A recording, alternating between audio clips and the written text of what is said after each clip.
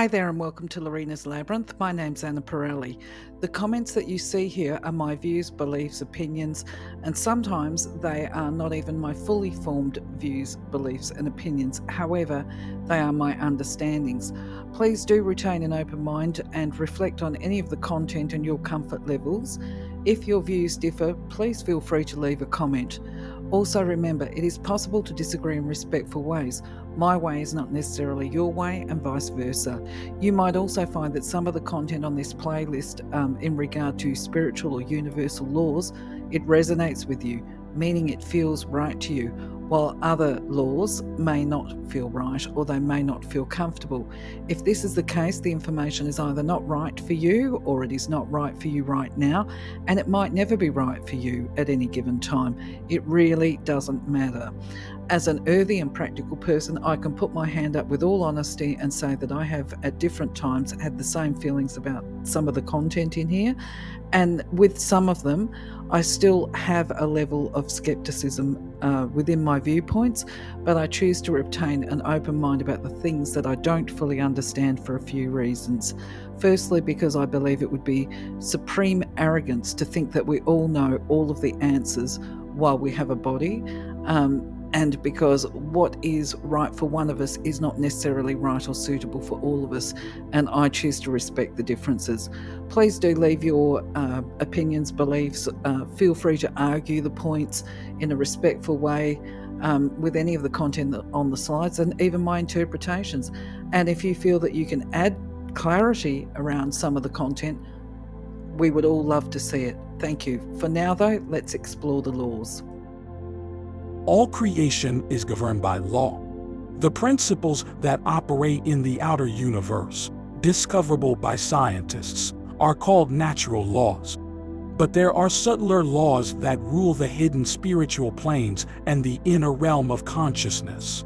Contained within these laws, or conditions, is the true nature of matter. Knowledge of these laws has an effect upon the mental urges. Mind is the builder.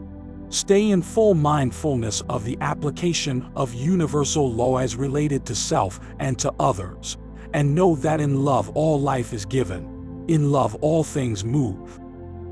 In giving one attains, in giving one acquires.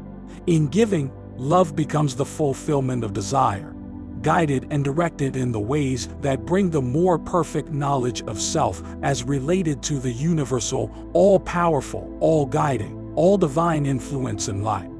Love is life. When we go back, merge with the God source, in some infinitesimal but profound way, we expand the mind of God. Our higher self always points the best and most perfect way, and it is ours to listen and choose or reject what we hear. It does not blame, but patiently tries again to show the perfect way, the loving way. All of creation pushes forth. We are ever becoming. Identity ever remains. Universal Law number 61. The law of non-attachment. Attachment to the self creates karma. Non-attachment to the self dissolves karma. This non-attachment to the self is made possible through the realization that the ultimate nature of the self is empty. The self does not exist as a separate entity. A full conceptual understanding needs to occur, but mere conceptual understanding does not lead to liberation. Many methods have been devised to help human beings attain this realization, and usually fall into two categories. The first is non-attached behavior, and the other is called spiritual practice. Through diligent application of these methods, an individual can free him or herself from the confines of karmically determined existence. Enlightenment is real and attainable.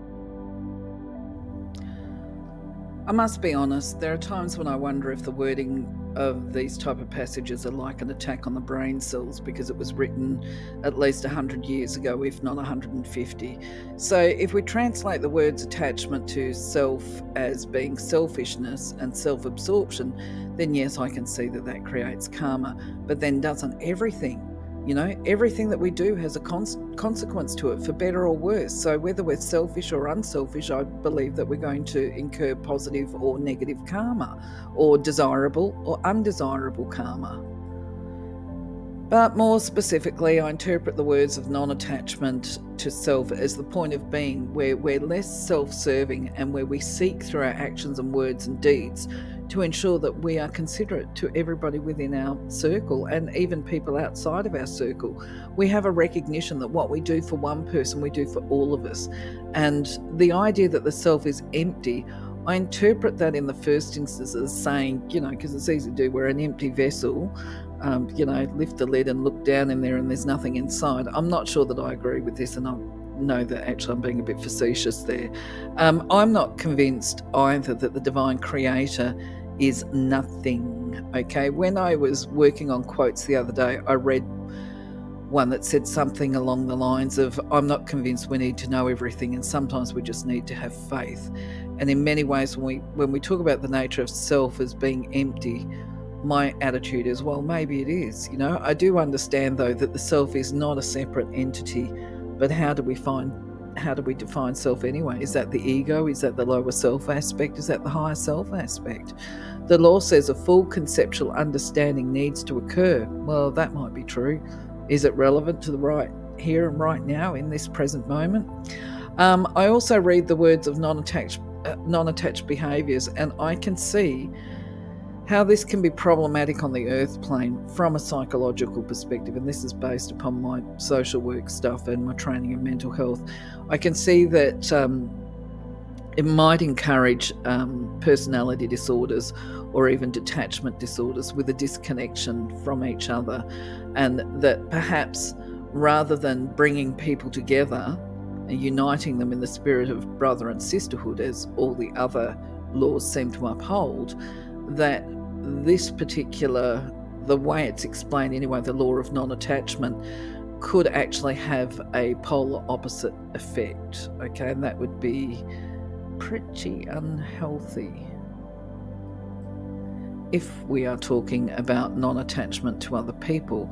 But I mean, at the same time, if we're talking about a detachment from the material world, as in money and assets, well, that could be problematic as well, because it leads to people being unprepared for life or to be able to care for themselves in their old age. And we see a lot of this happening within society now, because there's certain aspects of people that are have taken that ethos of money is irrelevant, you can't buy happiness. Quite true. You know what I mean? There's a truth to all of this. You can't take it to the grave. Money is evil. Money is the root of all evil.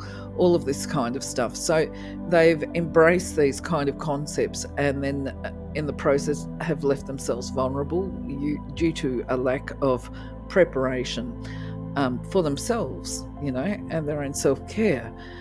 And a lot of that is to do with attitude, because it took me a long time, I can honestly say, to realise actually it's not money that's evil, it's people's attitudes towards it. We all need to have money to survive in these modern worlds. There is nothing for free.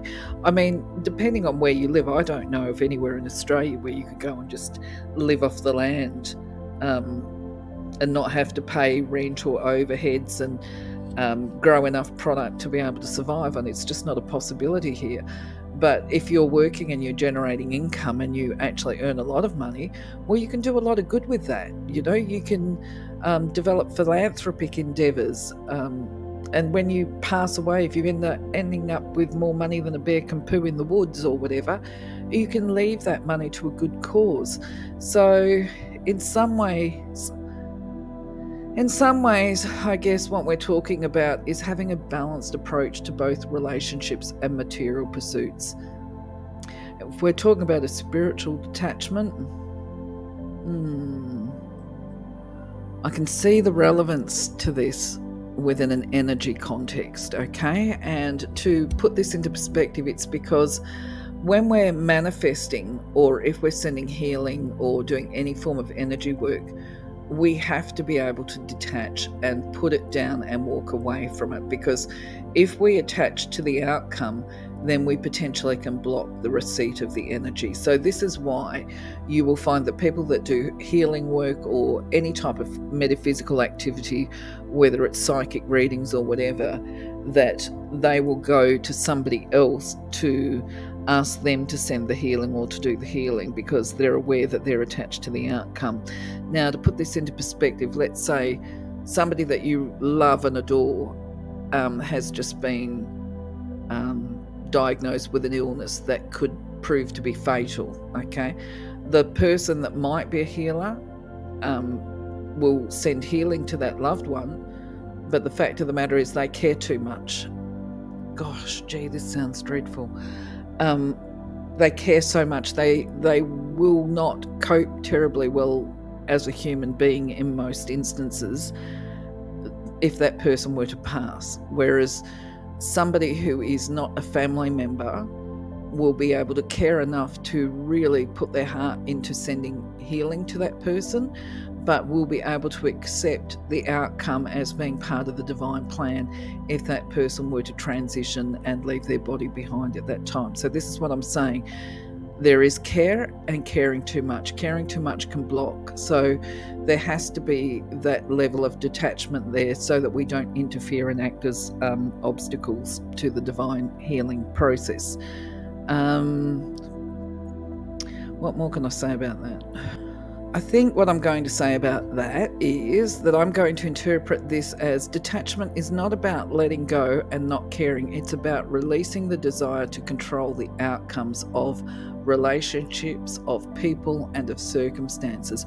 We can love people, but we can also respect their right to make their choices for themselves, and that includes leaving us. And that includes if they are physically unwell and it's their time, respecting that it's their time to go. And this also becomes a lot of, it's too speculative. I was just going to say there's too many variations. We can't turn around and say that a person that is passing has made a conscious decision that it's their time to go, unless it's, they're getting euthanasia, or unless they've denied medical treatment or refused it rather, then they're making a conscious decision. But everybody's different. There's too many variations to be generalistic about it. But anyway, the detachment thing is basically we choose to accept that we can't make anyone do anything they don't want to do, and we learn to accept and respect their freedom of choice and their free will. And I'm sort of speculating on this as I talk to you and thinking, and in that way we manage to avoid incurring negative karma. On the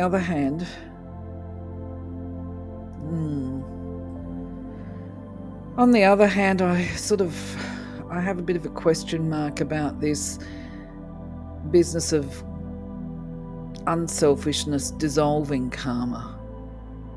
If we're genuinely gifting and giving to others freely and unselfishly, then I perceive that we will create positive karma for ourselves. It has to be sincere, by the way. It can't be just like, I'm going to go to church on Sunday because I, want to get those brownie points. It has to be pure motivation.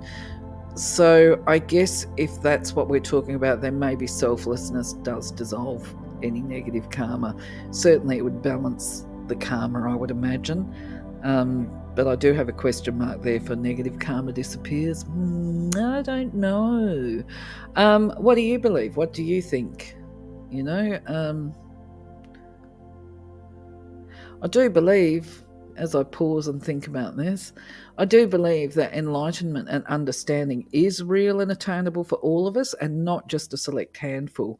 I believe we can all achieve it through commencing living with awareness, raising our awareness, and empowering ourselves to access our gifts. Calling the creator nothing, I like the no thing, breaking it down, no thing, as opposed to nothing. It's more than, it's everything. It's no thing, but it's everything. I don't know. Let me know your thoughts. Interested. Take care. I'm going to leave you with it. I'm going to leave you with that ponder, and I'll catch you on the next one. Have a blessed day. Bye bye for now.